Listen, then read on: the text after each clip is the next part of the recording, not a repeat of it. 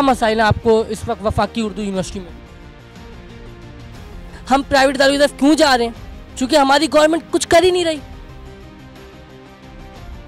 Evening के बच्चों को जब शाम होती है तो बिल्कुल अंधेरा हो जाता है, तो ये अच्छा नहीं है कि यूनिवर्सिटी में लाइट तो होनी चाहिए ताकि आने जाने या तो कुछ तो हो कि नज़र तो आए, वरना डर लगता है बिल्कुल अंधेरा हो जाता है अचानक से। अस्सलाम वालेकुम। प्रोग्राम आज की बात के साथ मैं हूं आपका मेज़बान मोहम्मद कासिम। इस वक्त मैं मौजूद हूं वफाकी उर्दू यूनिवर्सिटी में और यहाँ की तुलबा से पूछते हैं इनको किन मसाइल का सामना है।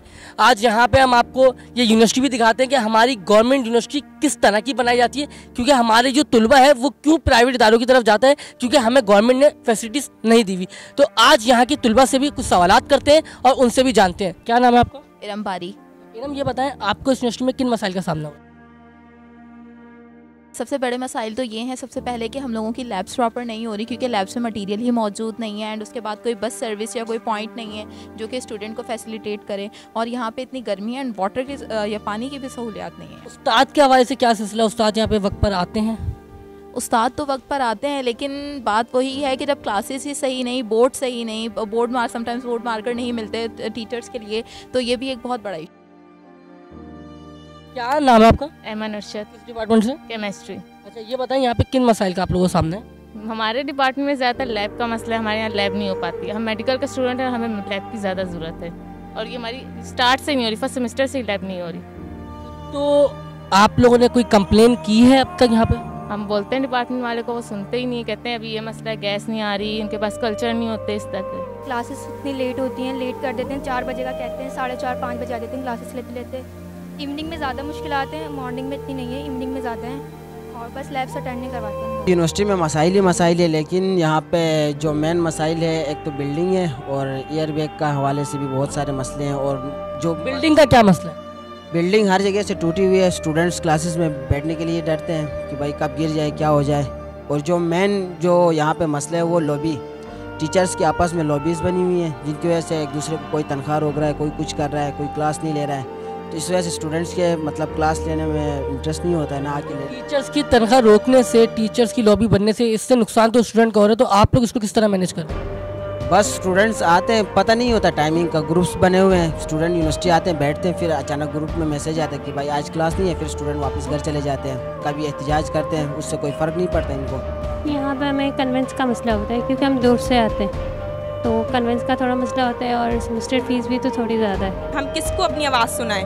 ना हमारा एचओडी से सामना होता है, बिल्कुल भी सामना नहीं होता, ना कोई और डिपार्टमेंट ऑफ द हेड आता है हमारे पास, कोई पूछने वाला नहीं है, बिल्कुल बेहाल है हम यहाँ पे। आप देख सकते हैं यहाँ की हालत, हमारी क्लासेस की हालत आप लोगों ने देखी होगी। सर, सबसे बड़ी प्रॉब्लम हमारी लैब की है। चलिए क्लासेस होती हैं, थियरी हम खुद भी कर लेंगे, इतनी प्रॉब्लम नहीं होती। सर, हमारी मेन चीज़ है लैब, लेकिन हमारी लैब सही से नहीं होती। हमारी तो आप कह लें कि लैब्स होती ही नहीं है। हमें टीचर या तो खुद परफॉर्म करके दिखा देता है, और अगर हम आते भी हैं यूनिवर्सिटी तो ये कहा जाता है कि लैब अटेंडेंट नहीं है, वो चले गए। मॉर्निंग में सारी लैब्स होती हैं, बट हमारी एक भी लैब नहीं होती। आप देख रहे हैं कि बिल्डिंग का क्या हाल है, और वैसे कि हम यूनिवर्सिटी में इवनिंग वाले एज अ मॉर्निंग से ज़्यादा फीस देते, ठीक है, तो फिर पता नहीं क्लासेस वगैरह क्यों नहीं लेते हैं, और टीचर्स को मतलब कि ये फ़ीस वगैरह सब कुछ बहुत सारे मसले। अभी सीएस के 1 साल हो गए, 1 सेमेस्टर हुआ है, तो नुकसान इसका बच्चा हो रहे हैं। आप लोग एहतजाज क्यों नहीं कर रहे? आप लोगों ने अब तक कोई जो है एहतजाज किया या अपनी कंप्लेंट जो है वो आपने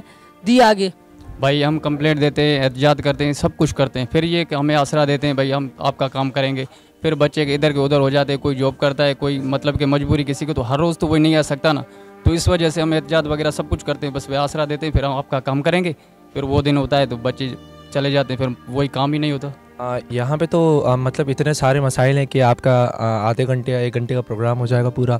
और दूसरी बात ये कि मतलब यहाँ पे इवनिंग में मतलब टीचर्स हद से ज़्यादा शॉर्ट हैं, और यहाँ पे प्रॉपर क्लासेस नहीं होती।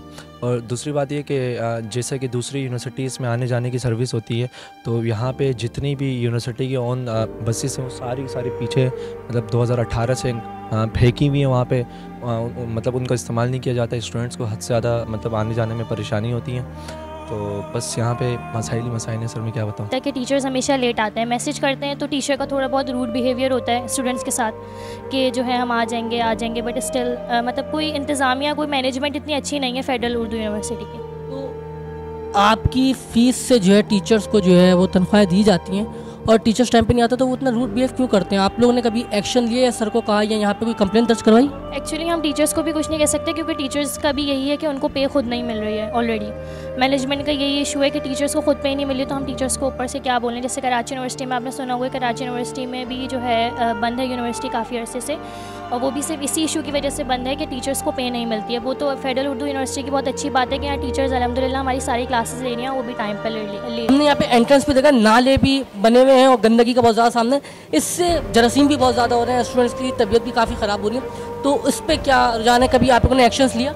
ये इंतज़ामिया का काम है, ये उनको चाहिए कि सारा जब फ़ीस उनको प्रॉपर चाहिए होती है टाइम पर, कि लेट फ़ीस लग जाएगी, ये हो जाएगा वो हो जाएगा, तो फिर आप मतलब प्रॉपर काम तो करें, ये स्टूडेंट्स का काम थोड़ी है। यहाँ पर टाइमिंग का इतना इशू है, क्लास टाइम पे कभी शुरू नहीं होती है, हमारी लैब्स टाइम पर नहीं होती हैं, और फ़ीस हमसे लोग रेगुलर बिल्कुल टाइम टू टाइम फ़ीस मांगते हैं। सेमेस्टर फ़ीस आती है, सेमेस्टर फ़ीस ले रहे होते हैं, लेकिन क्लासेस टाइम पर नहीं होती ना, टीचर भी इतने एब्सेंस रहते हैं, टीचर्स भी रेगुलर नहीं आते हैं, हम लोग बहुत मुश्किल का सामना करते हैं। जैसे कि अभी हमने तुलबा से यहाँ पे गुफ्तगू की और इस यूनिवर्सिटी के मसाइल भी देखे, इतना बुरा हाल है ना, मैं इस यूनिवर्सिटी में नहीं पढ़ सकता ना, मैं किसी को रेफ़र कर सकता हूँ कि यार आप वफाकी उर्दू यूनिवर्सिटी में चले आओ।